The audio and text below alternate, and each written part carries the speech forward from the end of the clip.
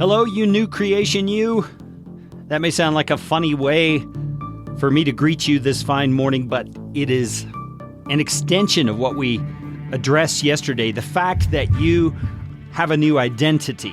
And I want to get right into it this morning. We looked at John chapter 3, where Jesus said to a guy named Nicodemus, "You must be born again." And what he was trying to communicate to Nicodemus, which Nicodemus didn't get, and which I think we don't get as significantly as we should, is that birth determines your identity. Birth does. And the example I gave you was a dog is not a dog because it barks. A dog is a dog because it was born a dog. Make sense? Now, you were born a human, and that's what makes you human.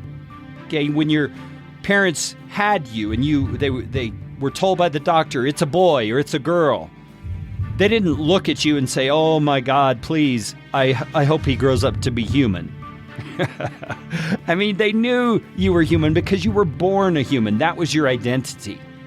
And so when Jesus says to Nicodemus, and when he says to you and me, you must be born again, literally in the Greek it means you must be born from above. He's saying you need something to happen in you that gives you a new identity. Because this old identity that we're used to living out of as a human being independent of God is the identity we received from our ancestor Adam and Eve. It's been passed down through generations, and it's not that being human is a bad thing. God's the one who made us human. But through Adam and Eve, we received a spiritual DNA, if you want to call it that. It's not really physical DNA, but we received a spiritual characteristic of sinfulness, of fallenness. And it's that sinfulness, that sinful identity that keeps us away from God, that causes us to be condemned to an eternity in hell, apart from God. It's because God is holy and he cannot stomach us in his presence, so to speak. His holiness won't allow it. And so Jesus is telling Nicodemus, and he's telling us, you need your problem fixed. And the only way you can have your problem fixed is to be born not on the earth this time, but from above. And that birth is going to determine a new identity for you. That birth. And so here's where I'm going with this. If you have placed your faith in Jesus Christ, you have a new identity. You really do.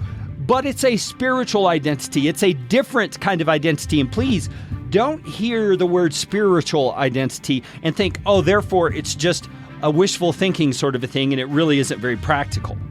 That is the complete opposite of the truth. Because spiritual realities are actually more real than physical realities. Think of it in this way.